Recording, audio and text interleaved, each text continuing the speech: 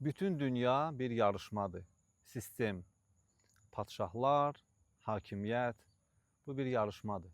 Ego xəstəliyidir. Və o ego xəstəliyinə adi insanlar da düşdü.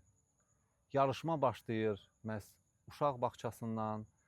O mənim bantikim daha böyükdür, daha ağdır, sənki balacadır və ondan artıq zehinlər başlayır xəstələnməyə və səni qaçışa, sanki bir yarışma, həyatı yarışma kimi sənə təqdim edirlər.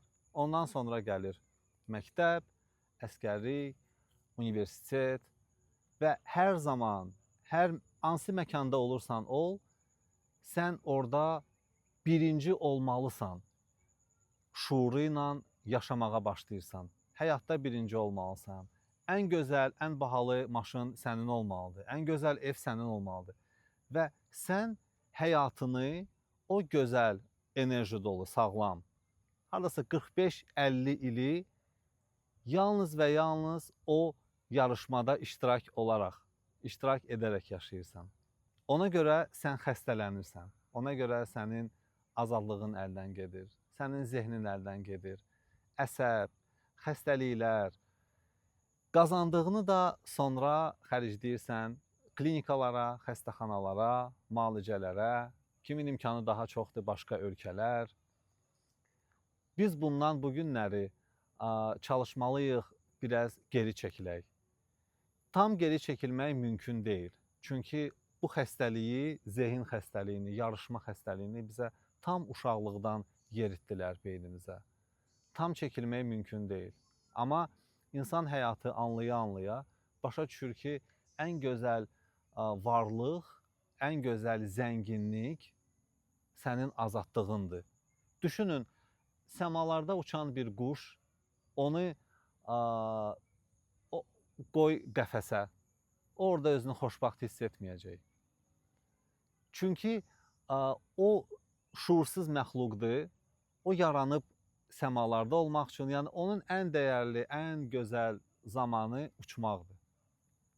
İnsanı amma sanki zehnini alırlar əlindən, əllərini qandallayırlar, ona hakimiyyət söz verirlər, ona status söz verirlər. O düşünür ki, məhz həyatı gözəl yaşamaq üçün mən birinci olmalıyam və mənim maddi şeylərim çox olmalıdır. Amma biz hər birimiz torpaqdan əmələ gəlirik, torpaqdan dünyaya gəlirik və torpağa da gedirik. Yalnız yaxşı əməllər sənin həyatını təsdiq edir, səni gözəl edir. Əgər karma varsa, onda məntiqlə biz bu həyatda yalnız yaxşılıq edərək yaşamalıyıq. Sabahları başqa dünyada nələrəsə görə cavab verəsi olmayaq. Məncə məqsəd budur. Ona görə biz bu günləri çox düşünməliyik. Yəni bu status, dövlət işi, pensiya, necə də səni o 200, 300, 500 manata bağlayırlar, səni ora qul edirlər. Və sən də, yenə də təkrar edirəm, ən dəyərli illərini qurban verirsən 2 manata, 3 manata, hardakı xoşbəxtlik yoxdur. Çünki sən idarə olunursan. Dinlər insanları idarə edir.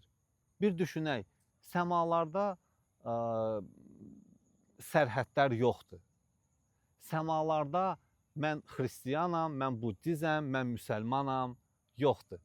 Elə çıxır ki, Tanrı əgər bizi idarə edirsə, o istəməzdi ki, insanları qrup şəklində din olaraq idarə etsin. Hər dində peyğəmbərlər var. Peyğəmbərlər verilir və onlar insanlara yol göstəriblər. Amma səmalarda şəxsiyyət vəsiqəsi yoxdur.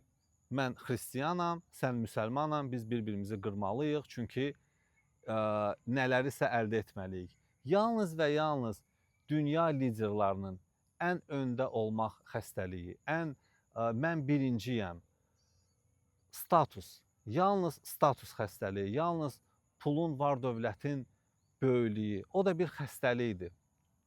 O insanlar ego xəstəliyindədirlər. Biz son zamanlar görürük necə dünya liderləri bir-birləri ilə yarış aparır, bir-birlərini itələyirlər, bir-birlərinə öz silahlarını göstərirlər. Və bu bir faciədir. Yəni, heç kim insanların sağlamlığı, onların xoşbəxtliyi haqqında düşünmür və düşünməyəcək də.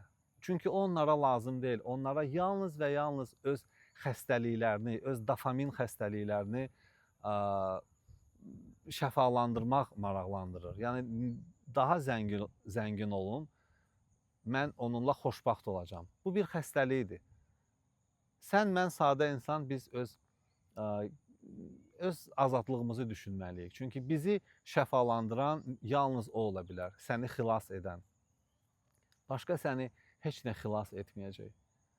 Hardasa böyük əmək haqqı alırsan, düşünürsən ki, mən eybi yox, söz də götürüm, irad da qəbul edim, amma sən özünü o qədər ucuz tutmamalısan, sən özünü qurban verməməlisən, öz şəxsiyyətini əzməməlisən, öz ruhunu məhv etməməlisən. Heç kimə görə özümüzü qurban verməyə dəyməz. Yalnız və yalnız özümüzü seçirik, şuurlu olaraq bir həyatı anlayırıq. Nəyə görə məhz 35-40 yaşından sonra insan başlayır nələrisə anlamağa və nələrsə haqqında artıq düşünməyə. Amma oradan qırılıb gəlmək çox çətindir. Yüzlərlə, minlərlə insan mənə qulaq asacaq, deyəcək ki, haqlıdır, düz deyir, amma mən oradan qırılıb gələ bilmirəm. Çünki səni uşaqlıqdan ora bağlayırlar. O qədər məsuliyyət qoyurlar sənin üzərinə, bank sistemləri, xəstəxanalar, həmən o səni xəstələndirən qidaları çox gözəl təbliğ edirlər, dünya qlobal sistemi, sənə onu təqdim edir. Sən yeyirsən, xəstələnirsən. Sabah səni malıca edən yenə də həmən o sistemdir. Çünki həmən o sahiblər eyni zamanda dünya şəbəkə restoranlarına sahibdirlər və dünya şəbəkə olan öndə gedən klinika sistemlərinə, farmasevtiya sahibdirlər. Bir düşünün, həmən o insanlar alkoqoli təbliğ edirlər, narkotiki təbliğ edirlər. Amma eyni zamanda da sənə şərait yaradırlar ki, sən ondan istifadə edəsən. Sənə onu təqdim edirlər və səni onu istifadə etdiyinə görə cəzalandırırlar. Bunu düşünməliyik.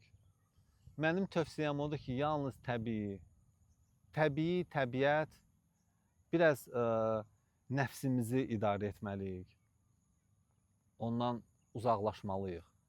Çünki zehin insanı ən aşağı səviyyələrə gətirə bilir və ən üstün səviyyələrə gətirə bilir. Yenə də bizim zehnimiz.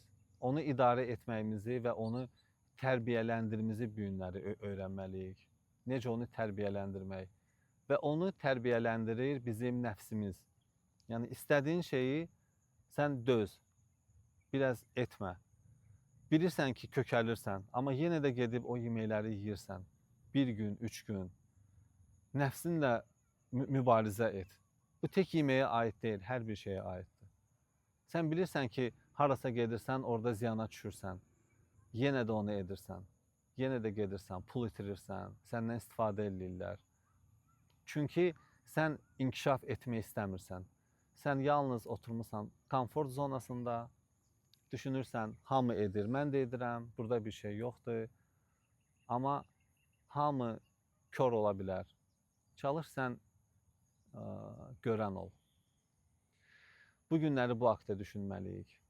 Və mən inanıram ki, mənim dediklərim bu günləri bir çox gözəl ruhlara mesajdır, oyanışdır. Bu haqda çox adam düşünür, amma heç kim danışmır. Çünki danışmağa da müəyyən cəsarət lazımdır. İnsan əmin olanda danışmağa başlayır. Bəzi şeyləri öz həyatında keçirdərək sən danışırsan. Və mən bu günləri danışdıqlarım, bunlar sırf olaraq mənim həyatımda yaşadıqlarım hadisələrdir. Mən çox düşünmüşəm bu haqda. Və sən səyahət edərək sənin zehnin açılır, ruhunun yaddaşı oyanmağa başlayır və sən bir çox şeyləri həyatdan başa düşürsən. Əsas odur, həm başa düşək, həm nələrsə edək. Milyonlarla insan bu haqda Bütün planetdə məlumatları var, bilirlər, amma heç nə edə bilmirlər. Əsas mən düşünürəm ki, bəzi yaşda insanlar artıq enerjidən düşürlər, çünki artıq fiziki bədən qocalır və illərlə o lazım olmayan qidaları yeyiblər, düzgün istiqamətdə olmayıblar, özlərini, canlarını pula görə işə sərf eləyiblər. Yəni, elə insanlar var ki, mən onları şəxsən tanıyıram, onların artıq elə xəstəliklər yaradıb, onlar da iş. Onlar hətta qazandıqlarını da artıq yetirə bilmirlər o xəstəlikləri müalicə eləməyə. Həmən o stres xəstəlikləridir, bel, çin, yəni otururlar qul kimi. Mən işləməliyəm, mən işləməliyəm. Çünki yenə də həmən o status qaçışı.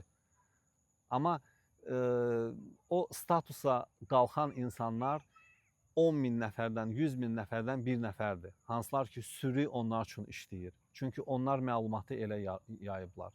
Sən uğurlu olmaq istəyirsənsə işlə. Sən bu günləri mənə enerji verirsən, mənə fəaliyyəti verirsən. Kimsə qalxır. Həyat piramidadır. Hər bir şey piramidadır. Bütün qlobal sistemlər piramida əsasında qurulub. Kimsə ən yuxarıdadır və kimsə quldur. Bu günləri biz bunu anlamalıyıq. Yəni, o ana çatmasın ki, nə vaxt ki, sən artıq 60 yaşında, 70 yaşında, çünki belə yaşasaq, bəli, 60-70 yaşında biz artıq enerjisiz olacağıq. O divanda oturaraq əlimizdə pult, əlimiz qolumuz əsə-əsə kanalları çevirəcəyik və dünyaya biz televizorun ekranından baxacağıq. Kimisə qocalar evində və düşünəcəyik ki, nə vaxtsa mənim şansım var idi. Önə gedim, həyatımı dəyişim, ən azından xoşbaxt olum. Ən azından. Amma mən bu məlumatları dinlədim, eşitdim, dönə-bədönə sanki kainat sənə onu ara-sıra eşitdirir, ara-sıra mesajlar gələcək, diqqətli ol. Amma o balaca bir cəsarət mənim həyatımı dəyişə bilərdi. Tam dəyişməsə də, bir çox hissəsini dəyişə bilərdi. Mən o cəsarəti göstərə bilmədim. Ona görə də mən bu günləri o gözümdən axan göz yaşlarla barışıram. Artıq həyat əldən getdi. Çünki bədənimizin istifadə zamanı var. O istifadə zamanını keçəndən sonra yenidən gedir torpağa. Və sən öz ruhunu oyadmadın, onu xoşbaxt etmədin. Onu səmalarda uçurmadın. Düşündün ki, yox, həyat maddi şeylərdir, mənim maddi şeylərim daha çox olsun. Özünü qurban verdin, həyatını qurban verdin. Bir çox insanlar ətrafda olan ən yaxın insanlarını qurban verirlər statusa görə. Gəlin düşünək bu haqda. Bəyəndinsə videonu like qoy və belə videoları mən daha çox sizinlə paylaşa bilim. Namaste.